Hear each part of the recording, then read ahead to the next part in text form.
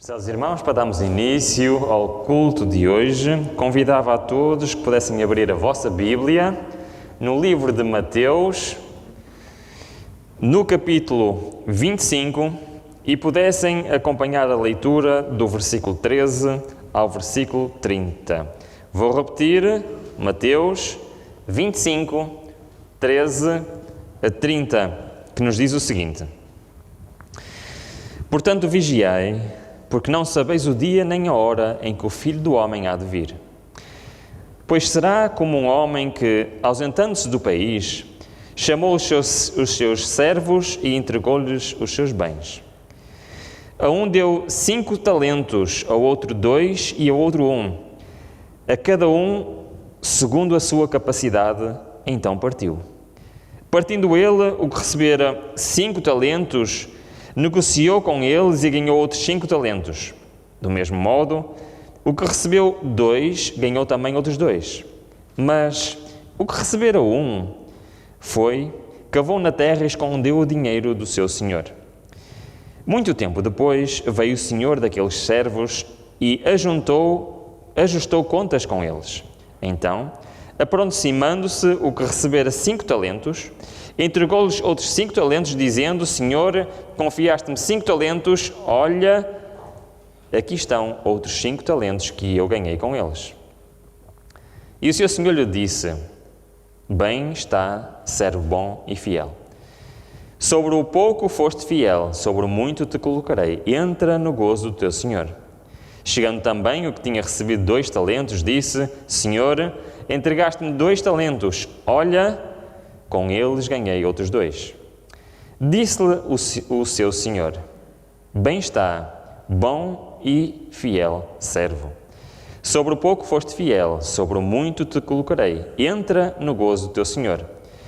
Mas chegando também o que recebera 1 talento, disse: Senhor, eu sabia que és um homem duro, que ceifas onde não semeaste e ajuntas onde não espalhastes. E atemorizado, escondi na terra o teu talento. Aqui tens o que é teu. Respondeu-lhe, porém, o seu senhor: Mau e negligente servo, sabias que ceifo onde não semeei e ajunto onde não espalhei?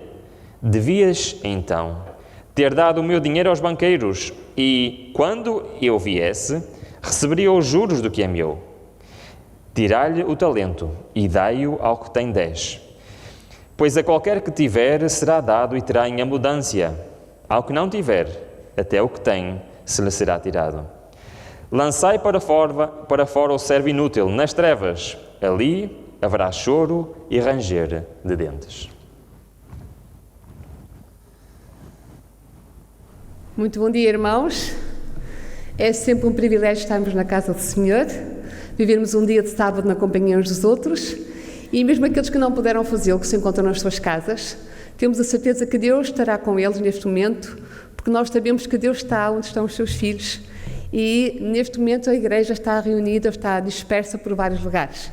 Que possa ser este um dia feliz, um dia em que possamos aproximar-nos do nosso Deus e conhecê-lo cada vez mais e melhor. Porque é esse o plano que Ele tem para cada um de nós, é conhecer-nos intimamente, e temos que estar disponíveis para fazer o mesmo com Ele, se queremos viver eternamente com Ele, o nosso melhor amigo. Esta manhã já todos adivinharam o tema da pregação. Não era difícil. Depois de ouvirmos esta leitura do Ruben, do livro de Mateus, todos nós percebemos qual vai ser o assunto da pregação. E é verdade que às vezes perguntamos o que há mais a dizer acerca desta parábola que já foi tão lida, já foi tão estudada, já foi tantas vezes alvo de pregação. Então o que é que haverá mais a dizer sobre esta parábola? Esta manhã eu queria surpreender-vos como eu fui surpreendida, porque eu tive a oportunidade de ler um livro durante a época de pandemia, uma época em que nós estávamos mais, à partida teríamos mais tempo para estudar a Palavra de Deus, para lermos, e eu tive a oportunidade de ler o livro Parábolas de Jesus. É um livro maravilhoso que eu recomendo vivamente. Eu não tinha lido este livro e fiquei profundamente impressionada com o capítulo 25. E o que eu vou partilhar esta manhã não é uma descoberta que eu fiz, porque garantidamente isso não aconteceu. E eu fiz realmente uma descoberta importante para mim, mas essa descoberta foi baseada no capítulo 25 deste livro. E eu gostava de partilhar esta manhã o meu estudo, o estudo que eu fiz com a ajuda de Deus convosco, porque ele foi realmente muito importante na minha vida. Talentos muito comuns. Portanto, esta pregação está centrada na mensagem da palavra de Deus e no livro Parábolas de Jesus. E eu vou tirar a minha máscara, visto que estou perfeitamente distante de todos, e assim todos me percebem melhor lá em casa. Esta é uma parábola muitas vezes lida, e nós todos sabemos a que é que ela se refere. Portanto, parábola dos talentos, percebemos que há um homem que sai, que vai para longe e que entrega talentos aos seus servos. Diferentes talentos, diferente quantidade de talentos. E começamos por aí. Acho que é o mais importante, começarmos por perceber o que é um talento. Ora bem, a palavra talento, na palavra de Deus, tem vários sentidos. O mais comum é que talento era uma unidade de peso, era uma medida de peso, e que dizem os estudiosos que valia cerca de 34 quilos. É realmente algo valioso. Portanto, qualquer que seja o produto, qualquer que seja o material, 34 quilos desse material era algo muito valioso. Depois ainda havia um sentido da palavra talentos que ainda hoje prevalece, que é um talento associado a uma capacidade, a uma habilidade excepcional. E nos nossos dias, esse é o sentido mais comum da palavra talentos. Quando nós ouvimos falar em concurso de talentos ou na palavra talentos, todos pensamos na mesma coisa, que é uma capacidade excepcional para fazer alguma coisa. Por isso, quando nós não dizemos, eu pelo menos nunca ouvi ninguém dizer, se eu tenho um talento particular para varrer a cozinha. Não. Tenho um talento particular para lavar o carro. Não. Tenho um talento particular para cortar a relva.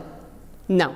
Portanto, quando nos referimos à palavra talento, e é importante fazê-lo, tudo isto que eu disse é importante, estão de acordo comigo, mas a verdade é que quando nós falamos sobre a palavra talento, queremos nos referir a uma outra capacidade, como a capacidade para as artes plásticas, para a música, para tocar um instrumento, para o canto, para falar em público, até para a culinária, mas num nível bastante mais exigente, bastante mais elevado. Mas esta não é uma questão sem importância. A forma como nós olhamos para a palavra talento vai determinar a forma como nós olhamos para esta parábola. E por isso muitas vezes nós, como somos muito precipitados no estudo das coisas e normalmente ficamos satisfeitos por um estudo pela rama, tiramos conclusões simplistas de realidades bem mais profundas. Muitas vezes nós ouvimos dizer alguém que não sabe cantar em público, não tem uma voz excepcional, que não sabe tocar um instrumento, que não sabe falar em público, que não tem vocação para as artes ou para as artes plásticas, muitas vezes ouvimos essa pessoa dizer que não tem talentos. E é algo muito triste imaginar que há tanta gente à nossa volta com tantos talentos, com tantas habilidades e nós não temos. Por isso, é muito importante percebermos se talentos nesta parábola de Jesus se refere apenas a isso. Muitas pessoas podem ficar com um problema de baixa autoestima, de pensar os outros têm muitos talentos e eu não tenho talento nenhum. Vamos ver ao longo desta manhã que não é bem assim. Também podemos tirar uma outra conclusão, esta crença de que eu não tenho esse talento, eu não sei falar, eu não sei fazer nada de especial, acharmos que Deus é um Deus injusto, que é um Deus que distribui de forma pouco arbitrária, ou muito arbitrária, melhor dizendo, os talentos, e que dá a uns e não dá a outros, e então ficamos com uma ideia errada do nosso Deus. Nós todos sabemos que essa é uma ideia errada. E também há uma outra conclusão muito simples e muitas vezes fácil e cómoda quando nós pensamos nos talentos enquanto habilidade excepcional, que é pensar, bom, como eu não tenho nenhum destes talentos, eu não sei falar em público, eu não sei cantar, eu não sei fazer nada especial, não sei pegar numa folha em branco e fazer lá uma pintura, então isso quer dizer que eu não tenho nada para fazer. E quando se trata do trabalho na missão que temos a cumprir, muitos de nós podemos ficar no nosso canto, confortavelmente sentados, a pensar, esta mensagem não é para mim, porque eu não tenho nenhum talento. A parábola dos talentos não é para mim, porque eu não sei fazer nada de especial. E isso é muito perigoso. Esta manhã eu gostaria de de mostrar qual é a mensagem particular do Espírito de Profecia no livro Parábolas de Jesus sobre a parábola dos talentos, porque eu fiquei realmente surpreendida. Por isso, irmãos, esta manhã queria convidar-vos a meditar sobre este capítulo, é o capítulo 25. E eu vou ler alguns excertos, vou apresentar-vos alguns excertos, mas ele é tão importante que eu gostaria de convidar-vos durante esta tarde, se não tiverem nenhuma atividade especial para fazer, para lerem o capítulo 25.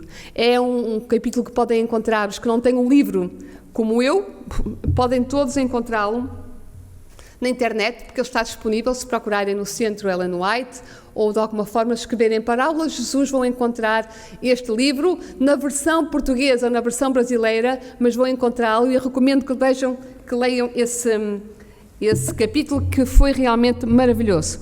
E sabem, é muito importante, antes de mais, que possamos perceber em que contexto é que esta parábola foi apresentada por Jesus. Esta parábola não apareceu do nada. Ela aparece nas vossas Bíblias, vocês podem encontrar rapidamente essa informação, se olharem para trás. Portanto, estamos a ler o capítulo 25 e o capítulo 24 é um capítulo em que Jesus fala da sua volta e da forma como os seus discípulos, os seus seguidores, deveriam preparar-se para a sua segunda volta. E, portanto, todo o capítulo 24 é um capítulo que fala dos sinais da sua volta e de como as pessoas deveriam estar atentas, os seus seguidores deveriam estar atentos para a sua volta. O capítulo 25 vai mostrar-nos, neste capítulo Jesus vai mostrar-nos como é que nós deveremos esperar para a volta de Jesus. E essa espera não é uma espera qualquer, não devemos fazê-la de qualquer forma, porque Jesus dá-nos conselhos, dá-nos indicações muito práticas e muito concretas sobre como devíamos fazê-lo. Então, este verso 13 que o Ruben começou por ler, do capítulo 25, diz assim: vigiai, porque não sabeis o dia nem a hora em que o Filho do Homem há de vir.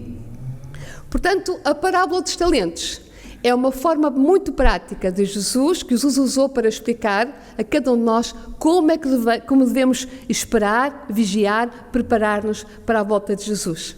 E a primeira grande lição que nós encontramos sobre como preparar-nos para a volta de Jesus é exatamente esta. É que o tempo não deve ser gasto em vigilância ociosa, mas em trabalho diligente. Esta foi a lição que ensinou na parábola dos talentos. Reparem que vigiar não é um trabalho parado, não é uma atividade parada, não é algo que nós possamos fazer, estar simplesmente numa torre de vigia. Acho que muitas vezes pensamos nesta vigia desta forma, estamos no nosso canto, na montanha, numa fortaleza, estamos a olhar cá para baixo e é uma atividade parada, não tem qualquer dinamismo. Exatamente ao contrário. O que esta parábola nos diz é que a vigia não deve ser uma vigia ociosa, mas trabalho, e não um trabalho qualquer, a um ritmo lento. Diz o Espírito de Profecia que é um trabalho diligente. Diligente é um trabalho afincado, feito com entusiasmo. Por isso, ao lermos esta parábola dos talentos, temos que entender este contexto para percebermos a mensagem que Jesus quer trazer para cada um de nós. Sabemos nesta parábola que o homem que partiu para longe é Jesus, representa Jesus, que neste momento que conta a parábola estava precisamente prestes a ir para o céu, a deixar os seus discípulos, e que os servos da parábola representam os seguidores de Jesus.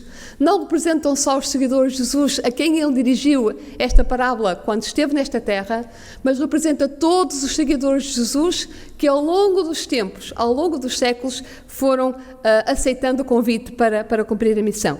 Então vamos ver, e eu não ponho ali a citação porque todos os textos que eu vou partilhar convosco do Espírito de Profecia, eles são retirados do capítulo 25 do livro Parábolas de Jesus, portanto só coloco a página da versão portuguesa. Os seguidores de Cristo foram redimidos para servir. Eu muitas vezes encontramos todos muitas vezes esta expressão, esta frase, esta afirmação nos livros do Espírito de Profecia, porque se calhar é mesmo importante. Quando uma mensagem é muitas vezes repetida, é sinal que ela é muito importante. E esta questão do serviço é uma expressão que aparece em todos os livros de Espírito de Profecia, na Palavra de Deus, porque é algo que nós precisamos ouvir diariamente. O nosso Senhor ensina que o verdadeiro objetivo da vida é servir. Cristo mesmo foi trabalhador e dá a todos os seus seguidores a lei do serviço, o serviço a Deus e ao próximo. Aqui Cristo apresenta ao mundo uma concepção mais elevada da vida. Quantas pessoas à nossa volta, e se calhar já aconteceu connosco, têm dificuldade em encontrar um sentido para a vida, porque pensam apenas no que a sociedade imprime como o que é uma vida com sentido, o que é o objetivo da vida, que é ganhar, que é conseguir coisas, que é ter bens, que é ser famoso, que é ser reconhecido. Mas a Palavra de Deus, o Espírito de Profecia, dizem-nos, garantem-nos que isso não é o verdadeiro objetivo da vida. O objetivo da vida principal é servir. E esta é uma expressão que nos incomoda profundamente. Por isso, eu queria dizer-vos já uma coisa importante. Eu disse há bocado que todos estavam convidados a ler o capítulo 25 do livro Parábolas de Jesus. Mas eu quero dizer-vos que vocês não pretendem ser incomodados, pretendem continuar na vossa vida tranquilamente, então não leiam este capítulo, porque ele perturba e ele incomoda a sério. Por isso, o foco dessa parábola, o foco de todo este capítulo é servir. E todos aqueles que não estiverem dispostos a fazer da sua vida uma vida de serviço, então eu digo, não leiam. Porque depois de lermos esta parábola, é impossível, depois de lermos este capítulo, é impossível nós não sentirmos o chamado de Deus para o serviço. Quando estudamos a parábola de Jesus, esta parábola dos talentos, somos muitas vezes confrontados como cristãos adventistas do sétimo dia, com uma ideia errada, que é pensar, e eu partilho convosco essa ideia porque ela é originalmente minha, que é pensar, e eu estou a cumprir a parábola dos talentos. Ora, vamos lá pensar. Eu trabalho para a igreja, eu trabalho para Deus, eu até faço sermões, eu sou a monitora da escola sabatina, outros podem dizer, não é o meu caso, eu toco um instrumento, eu sou o diretor de jovens, eu trabalho nos clubes, eu trabalho na escola sabatina infantil, e então isso dá-nos uma sensação de conforto muito agradável. Eu estou a cumprir a parábola dos talentos. Deus deu-me 1, 2, 3, 5 talentos e eu estou a colocá-los ao seu serviço. Então ficamos muito confortáveis com esta conclusão. Mas a verdade é que depois de lermos o capítulo 25 daquele livro de que já vos falei, eu fiquei com a noção de que estava muito longe do pedido e daquilo que Deus queria para a minha vida. Porque não é isso, não é só isso a que se refere a parábola dos talentos. Por isso é que eu digo que aqueles que não querem ser incomodados, é melhor não lerem. E digo-vos já que é quase impossível não ler este capítulo e deixar tudo como está. É muito difícil, porque ele é muito contundente. É uma verdade, é uma mensagem tão forte, que eu, quando li o capítulo, escrevi assim, muito importante. E deixei já alguns meses, e este capítulo, este livro pausado na minha mesinha de cabeceira, à espera de voltar a ler. E eu já o li não sei quantas vezes, e cada vez que eu leio sinto mais perturbada, porque ele é realmente perturbador. Por isso, não leiam se quiserem que tudo continue como está. É um conselho que eu vos dou. A verdade é que, ao ler este capítulo do livro Parábola dos Talentos, Parábola de Jesus, melhor dizendo, eu descobri que cumprir a missão e desenvolver os talentos é muito mais do que isso.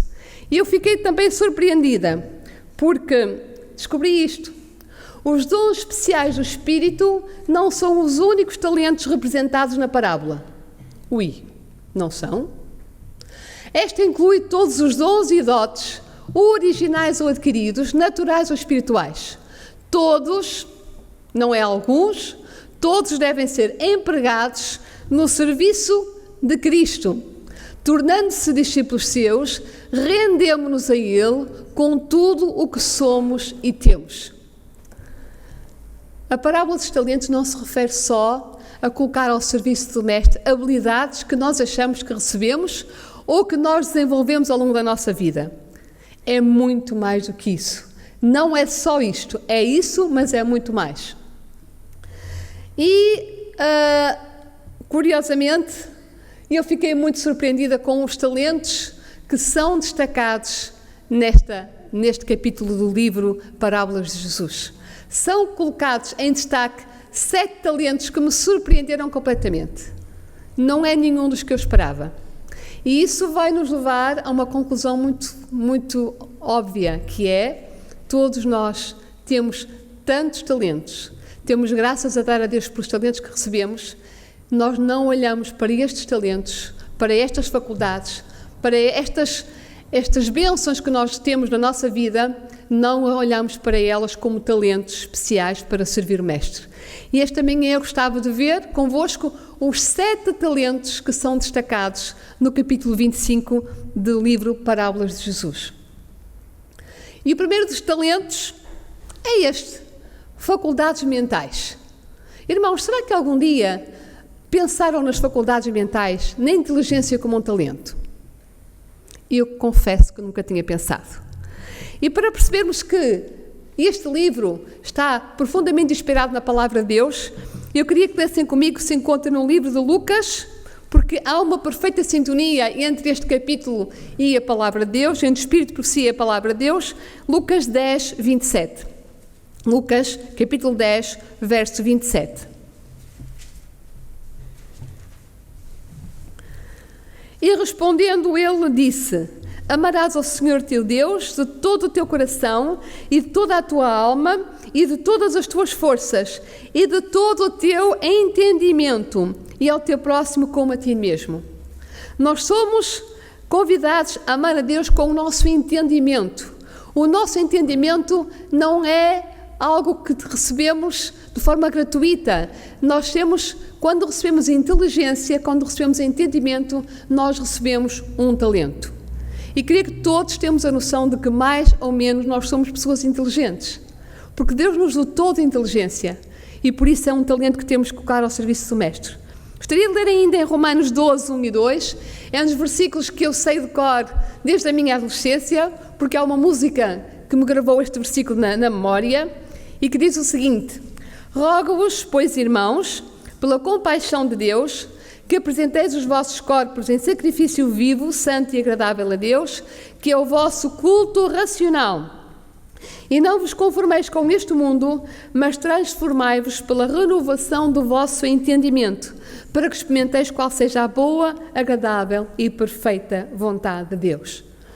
Entendimento, raciocínio, inteligência é realmente um talento que Deus coloca nas nossas mãos para desenvolvermos.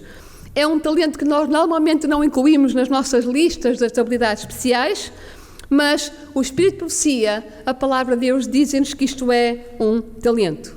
E não vale a pena andarmos a fazer testes de QI, até porque estão ultrapassados, já não vale a pena andarmos a perceber se somos realmente dotados de uma inteligência acima da média.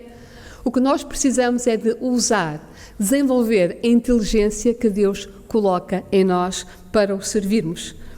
E nós temos a garantia de uma coisa, é que a Palavra de Deus é uma forma, é um instrumento valiosíssimo que Deus coloca nas nossas mãos para desenvolvermos inteligência.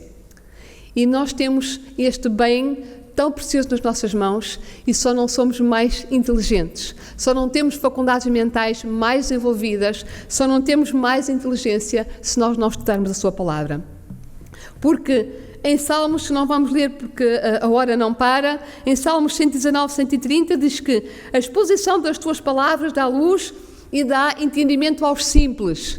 Não precisamos ser realmente ter uma inteligência acima da média. Todos temos inteligência. E Deus chama-nos a usar a nossa inteligência como um talento particular que Ele coloca nas nossas mãos para o servirmos. Todos temos que usar a inteligência e este potencial excepcional que Ele coloca nas nossas mãos para servirmos a Deus. Deus requer o cultivo das faculdades mentais. É algo que Deus requer, não é um conselho, Ele exige. É seu desígnio que os seus servos possuam mais inteligência e mais claro discernimento do que os mundanos. e desagrada-se daqueles que são muito descuidados ou demasiado indolentes para se tornarem obreiros eficientes e bem preparados. Este texto diz-nos que nós não podemos ser obreiros preguiçosos, nem obreiros que nos satisfazemos com o mais ou menos, o razoável. Nós temos que ser obreiros eficientes e bem preparados. E só não somos bem preparados se nós não usarmos as faculdades mentais para estudarmos, para aprofundarmos o nosso conhecimento do mundo, de tudo que está à nossa volta e, sobretudo, da palavra de Deus. Este é um talento que somos convidados, somos aconselhados e, mais do que isso mesmo, somos chamados a cumprir. Todos somos chamados a fazer esta preparação para o serviço e a usar este talento da forma que Deus nos chama a fazer. Vamos ao segundo talento. Um talento que nós podemos pensar que ele é apresentado de uma outra forma. A fala. Curiosamente não vamos perceber isso, não diz que temos que ser muito bons a falar, que temos que ser dons, que temos que ter o dom da oratória, sermos brilhantes na comunicação. Porque todos sabemos falar, certo? Vamos ver o que é que este texto diz acerca da fala e da palavra. E para vermos o que é que a palavra de Deus nos diz também, vamos ler o que se encontra no livro de Tiago, no capítulo 3, versos 2 a 9. Capítulo 3 de Tiago, versos 2 a 9. E vai-nos falar sobre a fala de um ponto de vista diferente, não de um talento excepcional, mas de um potencial extraordinário que temos nas nossas mãos.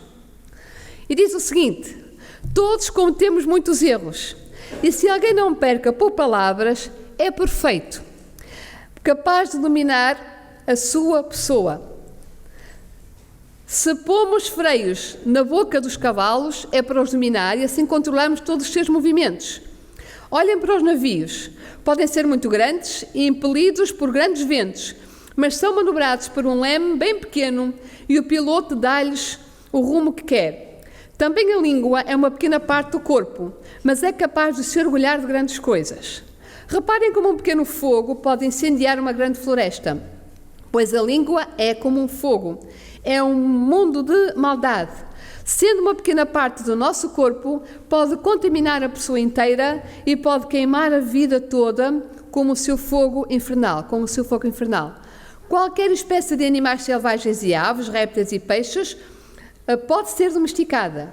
De facto, tem-se domesticado animais de todas as espécies, mas a língua ninguém é capaz de a domesticar. É um mal incontrolável, está cheia de veneno mortal. Com ela bendizemos o Senhor nosso Pai e com ela amaldiçoamos as pessoas que foram criadas à imagem de Deus. Reparem que temos aqui um talento que todos temos, mas há aqui uma questão importante.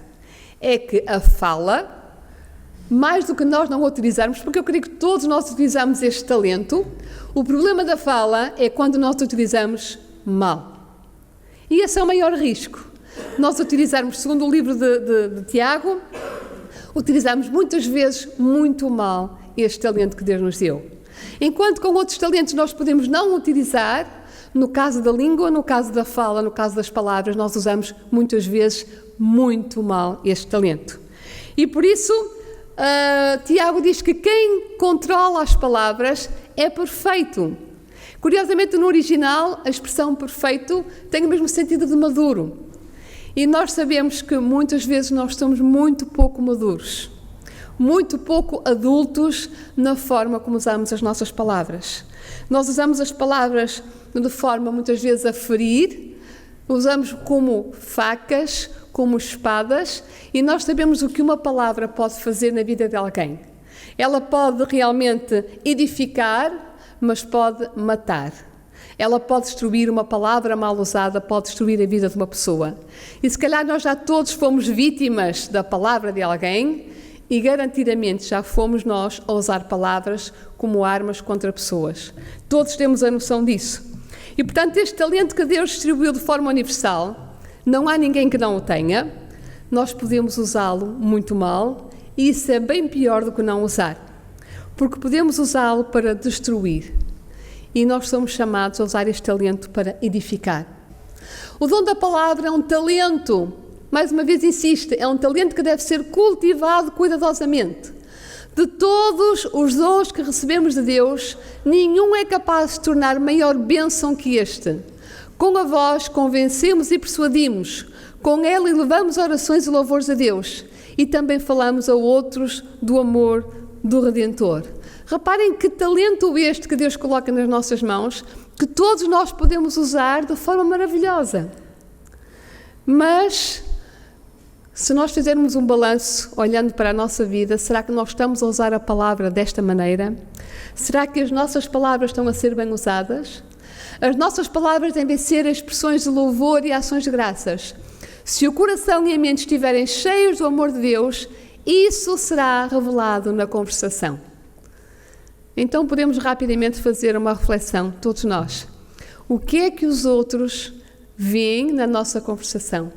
O que é que os outros ouvem quando nós falamos? Será que ouvem expressões de louvor, ações de graças?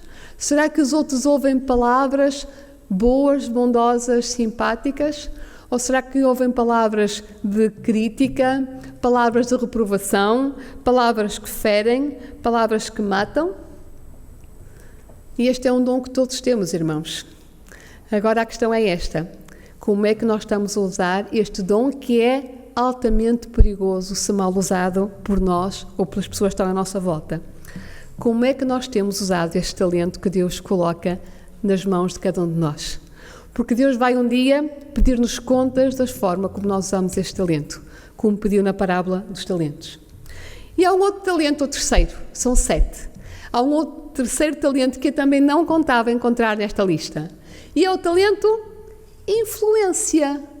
Já repararam que todos temos influência?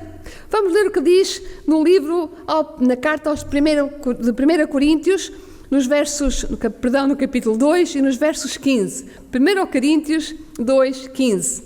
Diz aqui uma expressão muito curiosa, que se refere à influência, com uma expressão muito curiosa mesmo. E diz o seguinte: porque para Deus somos o bom perfume de Cristo. Algumas versões dizem o bom cheiro de Cristo, mas eu achei particularmente poética esta expressão, o bom perfume de Cristo, tanto nos que se salvam e nos que se perdem. Reparem que nós somos o perfume de Cristo. Não é uma expressão tão bonita? E é um talento, ser o perfume de Cristo, é um talento que Deus proporciona a toda a gente, porque todos influenciamos alguém. Todos fomos influenciados e somos influenciados todos os dias. E isto é um potencial que nós muitas vezes não valorizamos. Nós todos influenciamos alguém. E nós podemos influenciar positivamente alguém se nós formos o perfume de Cristo. O que é que isto implica, irmãos? Nós não somos chamados a influenciar os outros com o nosso próprio perfume, porque aí seria terrível. Nós somos chamados a evidenciar, a mostrar aos outros o perfume de Cristo. Diz esta citação: atirai uma pedra a um lago e forma-se uma onda e a ela seguem outras, e crescendo as mesmas, o círculo amplia-se até atingir a margem. O mesmo se dá com a nossa influência. Irmãos, nós subestimamos muito a nossa influência. Subestimamos muito, achamos que nós somos os donos da nossa vida, nós fazemos o que queremos e ninguém tem nada com isso. Mas precisamos tomar consciência de que nós somos uma influência, positiva ou negativa, para aqueles que estão à nossa volta.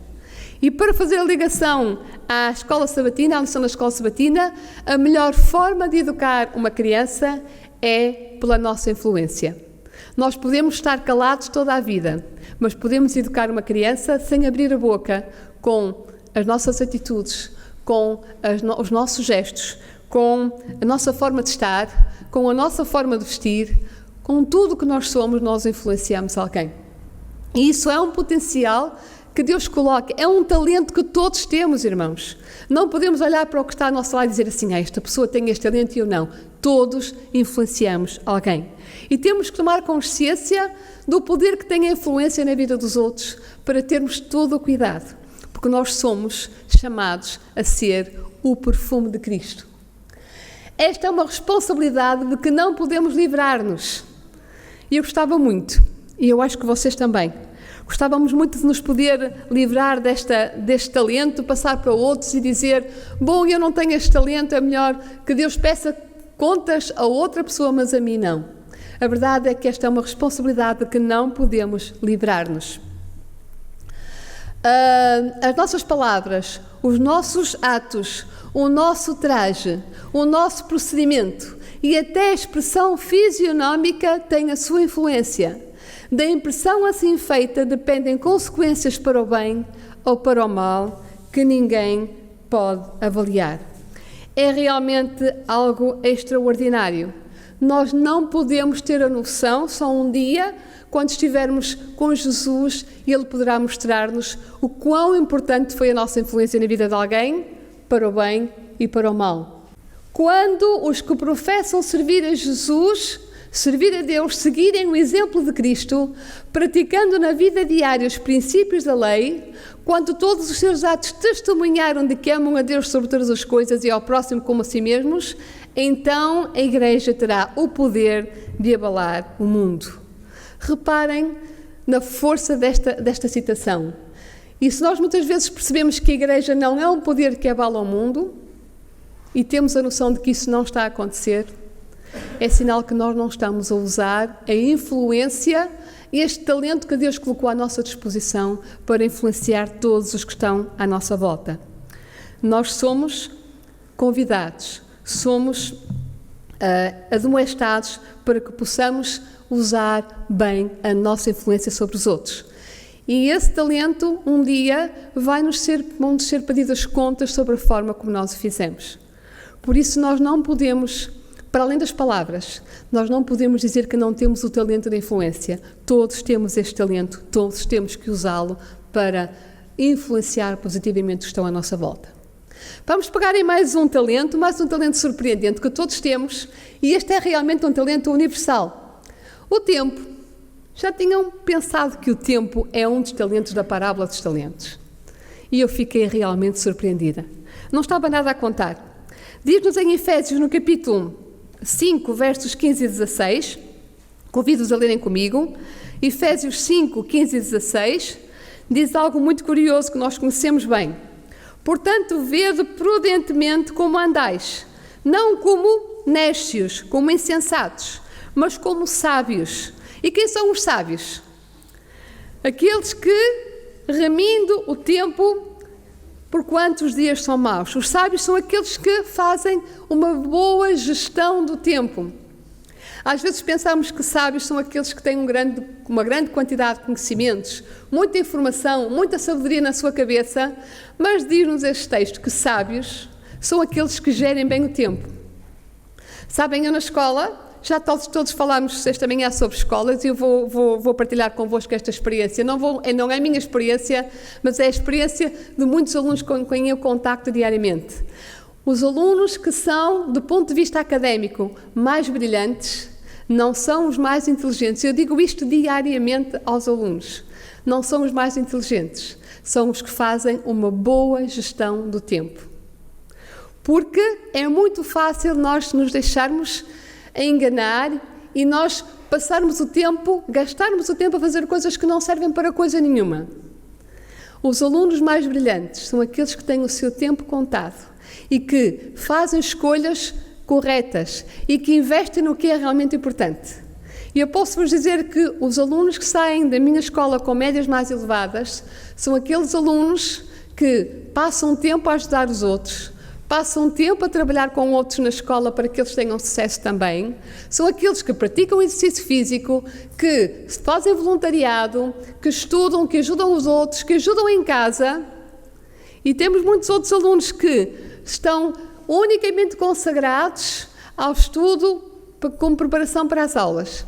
E ficam espantados porque é que não conseguem tirar notas brilhantes. E esta é uma experiência comum do mundo da educação dos nossos dias, mas a verdade é que a palavra de Deus já nos diz há muito tempo de que nós poderemos ser brilhantes, sermos sábios realmente, se nós formos bons gestores do tempo. O nosso tempo pertence a Deus. É uma verdade inequívoca. não é nosso. E se nós pensarmos das coisas desta maneira, quão seria diferente a nossa vida, a nossa forma de estar? Cada momento é seu e estamos sob a mais solene obrigação de o aproveitar para a sua glória. De nenhum talento que nos concedeu requererá ele mais estrita conta do que do nosso tempo. Reparem que este é um tempo que foi distribuído de forma universal e democrática. Todos os nossos dias têm 24 horas. A nossa gestão do nosso tempo faz com que alguns de nós possam ajudar os outros, possam trabalhar para Deus, possam fazer muitas coisas que são importantes para o mundo em que estamos e para o mundo que nos espera. E muitos de nós também possamos vivê-los de forma egoísta e a nossa vida não ter qualquer impacto sobre a vida dos outros. Porquê? Porque fazemos uma gestão egoísta do nosso tempo, uma gestão insensata do nosso tempo. A nossa vida é curta demais. Dizer isto aqui à Mafalda, à Carolina, dizer ali aos mais pequeninos que estão na nossa sala, à Sarinha, é algo muito estranho. Mas eu já posso sentir bem, acreditem, que depois de passar os 50 começamos a perceber que o tempo é realmente curto. E mesmo aqueles que não chegaram a esta idade podem crer que ele passa a correr. E quando nós olhamos para trás, verificamos que fizemos muitas coisas, desperdiçamos tanto tempo que nos teria sido precioso se nós conseguíssemos fazer uma boa gestão de tempo. Somos admoestados a remir o tempo. Mas o tempo esbanjado, esta palavra fortíssima, nunca poderá ser recuperado. Não podemos fazer voltar atrás nem sequer um momento. A única maneira de podermos remir o nosso tempo consiste em utilizar o melhor possível o que nos resta, sendo colaboradores de Deus no seu grande plano da redenção. Às vezes dá-nos vontade de ficar apenas a lamentar. Ui, como é que eu gastei o tempo que eu desperdicei. E passamos muito tempo a pensar sobre isto e a lamentar porque nós não fizemos uma boa gestão de tempo. Mas o que este texto nos diz, o que a citação nos diz, é que isso não serve para nada. Se nós não olharmos para o nosso tempo e nós não pensarmos em como usar sabiamente o tempo que nos resta. E, irmãos, nenhum de nós sabe o tempo que nos resta. Nós estamos numa fase de pandemia, sabemos que o tempo não é um dado adquirido, um talento adquirido para ninguém. Nós vemos que pessoas morrem muito cedo com efeitos da Covid-19 ou com outra doença qualquer. Muitos são chamados ao pó da terra muito cedo. E nós achamos que temos todo o tempo, fazemos as nossas contas, eu vou viver. O meu pai diz que até aos 100 está garantido e tem 92. E, portanto, ele na cabeça dele, se eu cumprir tudo direitinho, ele está a ouvir neste momento em casa, ele sabe, eu espero que ele esteja acordado, que é uma coisa que é raro acontecer, mas alguém há de ajudá-lo a acordar neste momento para dizer assim, se eu cumprir tudo direitinho, se eu mantiver o meu estilo de vida, as minhas rotinas, eu vou vir até aos 100. E nós brincamos, obviamente, com a resposta. A verdade é que nem ele com 92 anos, nem eu, nem nenhum de nós tem o tempo garantido. Nós não temos o tempo nas nossas mãos. E por isso somos admoestados a fazer uma boa gestão de tempo como um talento precioso que Deus coloca nas nossas mãos. Por isso não desperdicemos o nosso tempo e não olhemos para o nosso tempo como algo que é comum. É um talento que Deus coloca nas nossas mãos e devemos encará-lo como tal. E vou surpreender-vos com mais um talento, como eu fiquei surpreendida.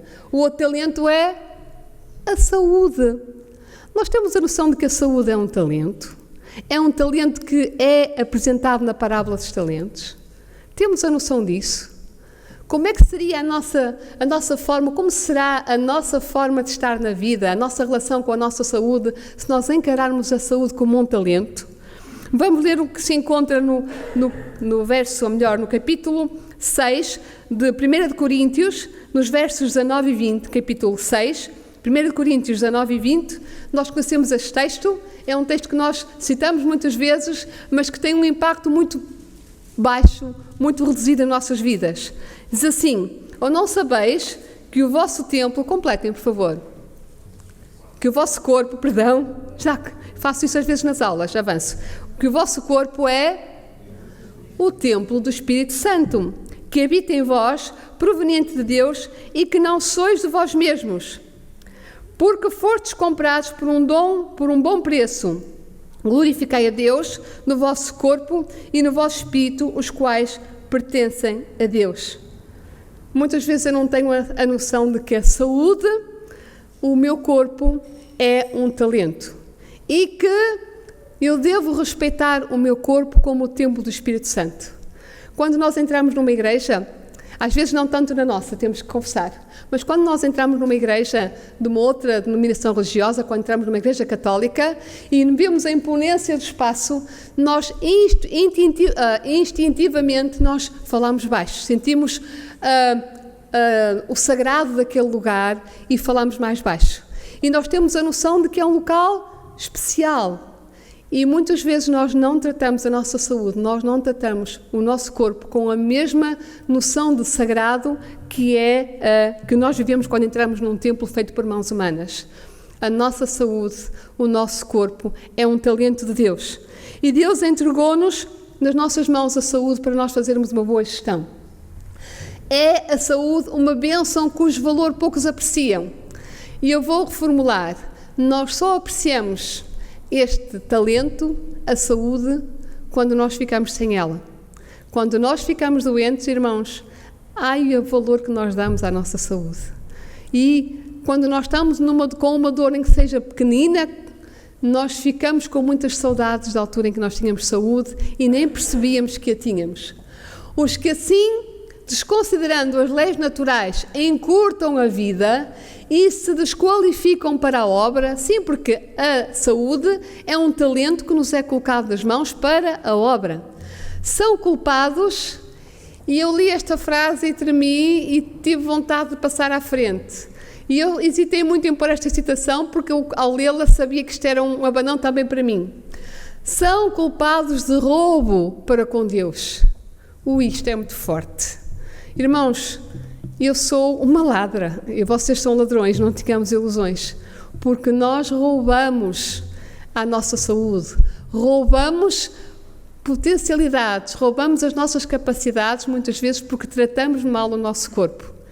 E eu estou a olhar para o irmão Oliveira, que está a olhar para mim, e ele muitas vezes, quando saímos do culto, diz-nos: eu caminhei não sei quantos quilómetros, eu tenho uma alimentação saudável, e ele está a fazer uma boa gestão deste talento que Deus lhe deu. Mas este talento é muito importante porque ele deve estar ao serviço da obra. Nós devemos ter saúde não porque é bom ter saúde, é óbvio que é importante, mas este é um talento que devemos colocar ao serviço de Deus.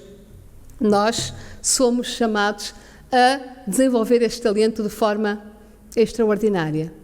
A transgressão da lei física é transgressão da lei moral. Pois Deus é tanto o autor de uma como da outra. A sua lei está escrita com o seu próprio dedo em cada nervo, cada músculo e cada faculdade que foi confiada ao homem. E cada mau uso de qualquer parte do nosso organismo é uma violação dessa lei. Que grandes mudanças terão que ser feitas na nossa vida para nós usarmos este talento para o serviço do Mestre e para a causa do Mestre. Vamos passar a um outro talento, o sexto, estamos a encaminhar-nos para os últimos, e em cada um deles há realmente uma surpresa. O próximo talento é a força. Eu nunca tinha imaginado que a força física, a energia que temos, é um talento. Nunca tinha, irmãos, confesso-vos, nunca tinha encarado este aspecto como um talento. Gostava que lessem comigo em Juízes 6, 13 e 14. Vamos ler um episódio da Palavra de Deus em que Deus se dirige a um dos seus servos, a um dos seus seguidores e diz: vai na tua força. Encontra-se em Juízes, como disse, capítulo 6, versos 13 e 14.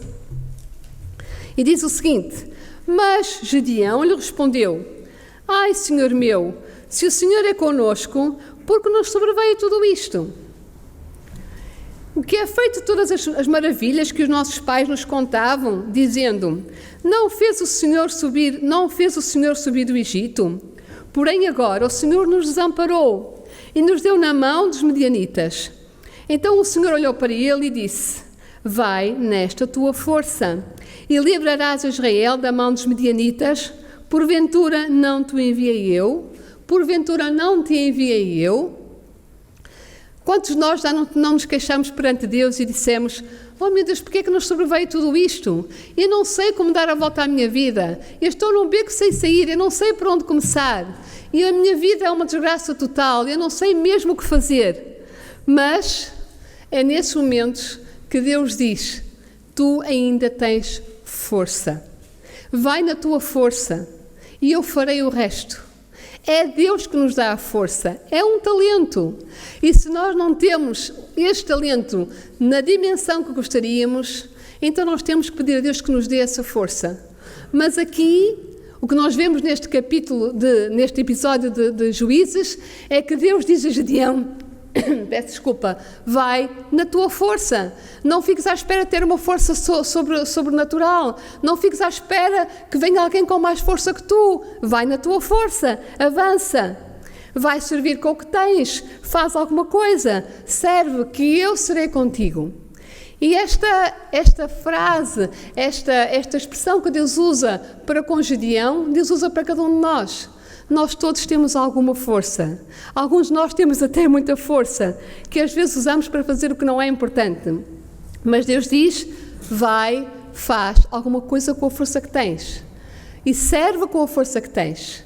Tens pouca força, usa-a. É essa que Deus coloca nas tuas mãos. Desenvolve-a porque ela é um talento. Mas faz alguma coisa. Muitos de nós, ou muitas vezes, nós passamos o tempo a pensar. E a pensar como podemos fazer alguma coisa para ajudar alguém. E gastamos toda a nossa força a pensar. Mas Gedeão foi instruído a usar a sua força para fazer, para a ação. Nós devemos pensar, mas mais do que pensar, devemos agir. E isto é um talento que Deus coloca nas nossas mãos. Nós somos chamados a meter a mão na massa. Porque a nossa vida deve ser uma vida prática, uma vida de ação. Diz o Espírito de Profecia: devemos amar a Deus não só de coração, de mente e de espírito, mas também com todas as forças, poucas ou muitas. Isto inclui o uso pleno e inteligente das forças físicas. As forças físicas são realmente uma bênção que devemos usar. O que quer que façamos, qualquer que seja o ramo da obra em que nos empenhemos, Ele deseja dirigir a mente para que façamos obra perfeita, para que façamos, é mesmo para fazer. Religião e ocupação não são duas coisas separadas, são uma. A religião da Bíblia deve ser entretecida com tudo quanto fazemos ou dizemos. Esta bênção, este talento que Deus nos deu, devemos usá-lo também na nossa vida diária, no nosso trabalho. Deus nunca aprovou nem aprova a indolência, a preguiça. Nós temos que fazer, temos que meter as mãos na massa, nós temos que trabalhar. E Deus vai abençoar a nossa força quando nós a colocamos ao seu serviço. Isso aplica-se em tudo na nossa vida. No nosso trabalho, na nossa vida em casa, até na nossa vida familiar, isto aplica-se. Nós somos chamados a fazer alguma coisa, a meter as mãos na massa, a usar a força que Deus nos deu como bênção na nossa casa, no nosso trabalho, na nossa vizinhança, na nossa comunidade e, sobretudo, na nossa igreja. Temos pouca força, usemo-la. Deus vai abençoá-la e vai fortalecer-nos. Este é um talento fantástico que nós temos nas nossas mãos e que muitas vezes não valorizamos. Temos força física, vamos fazer alguma coisa pelos outros, vamos servir e colocar a nossa força ao serviço do Mestre. E finalmente chegamos ao último talento, um talento que aí sim nós podemos às vezes associá-lo mais à parábola dos talentos, mas ele está aqui também de alguma forma. O dinheiro. O dinheiro é realmente um talento. E nós muitas vezes estamos habituados a achar que o talento é um dinheiro, até porque o talento era uma moeda antiga, como sabemos, no tempo de Jesus, e que muitas vezes estava associada a um pagamento. As pessoas eram pagas em talentos. O dinheiro, a riqueza, era muitas vezes também medida com talentos. E vamos ler o que diz o Salmo 24, no verso 1, o que é que nos diz acerca do dinheiro. Nós todos conhecemos, ouvimos falar muitas vezes sobre estas questões. Salmos 24, verso 1 diz: do Senhor é a terra e a sua plenitude, o mundo e aqueles que nele habitam. Tudo é de Deus. É muito importante nós entendermos que é Ele quem coloca nas mãos este talento. E depois, se nós acreditarmos, se nós compreendermos que tudo é de Deus e Deus dá-nos o talento do dinheiro para nós empregarmos da melhor maneira, então nós vamos colocar em prática o que se encontra no capítulo 9 de 1 de Coríntios, nos versos 7 e 8. 1 Coríntios 9, 7 e 8 diz-nos o seguinte: cada um contribua segundo propôs no seu coração, não com tristeza ou por necessidade, porque Deus ama o que dá com alegria. E Deus é poderoso para fazer abundar em vós toda a graça, a fim de que, tendo sempre em tudo toda a suficiência, abundeis em toda a boa obra. Reparem que se nós sabemos que o talento do dinheiro, das bênçãos materiais, é um talento dado por Deus, então nós vamos geri-lo da melhor maneira. Nós vamos preocupar-nos em usá-lo bem, porque Deus dará sempre o suficiente. Reparem que Deus dá em tudo o suficiente. Todos teremos o suficiente, mas Deus quer dar-nos em abundância da sua graça. Deus ama ao que dá com alegria. E todos nós já experimentamos a fidelidade de Deus quando nós somos fiéis para com Ele. O dinheiro não nos foi dado para honrarmos e glorificarmos a nós mesmos. Como mordomos fiéis, devemos usá-lo para a honra e glória de Deus. No uso de cada cêntimo, deve ser visto se amamos a Deus sobre todas as coisas e ao próximo como a nós mesmos. Irmãos, não há dúvida nenhuma que se alguém nos quer conhecer bem, é estudar, observar a forma como nós investimos o nosso dinheiro. Porque a forma como nós investimos o nosso dinheiro revela muito daquilo que nós somos. Revela muito das nossas opções de vida. E este é um talento que nós somos convidados, admoestados a usar da melhor maneira. Nós não somos chamados a dar esmolas a Deus, porque Deus não nos dá esmolas a nós. Nós somos chamados a servir com os nossos bens materiais o nosso proprietário, o proprietário de tudo que nós temos e de que nós somos. Por isso, nós somos chamados a servir, a usar este talento para servir para a eternidade. E reparem, depois de termos ouvido estes talentos, termos percebido que são estes os 7 talentos que Ellen White destaca no livro dos talentos, nós vamos perceber que as faculdades mentais, a fala, a influência, o tempo, a saúde, a força e o dinheiro são talentos que todos nós temos em maior ou menor quantidade. E nenhum de nós poderá apresentar como desculpa que não tem estes talentos. Por isso, todos temos um dia que dar contas a Deus da forma como nós os empenhamos, como nós os empregamos. E eu gostava de ler 2 citações, elas encontram-se seguidas, que são mesmo as últimas frases deste capítulo que vos referi, da parábola dos talentos, o livro Parábolas de Jesus. E eu não vou comentar, porque esta citação é fortíssima. Muitos que professam ser cristãos desprezam as reivindicações de Deus e, no entanto, não sentem que haja qualquer mal nisso. Sabem que o blasfemo, o assassino, o adúltero merecem castigo. E agora prestem particular atenção. Mas, no seu caso, eles têm prazer nos serviços religiosos.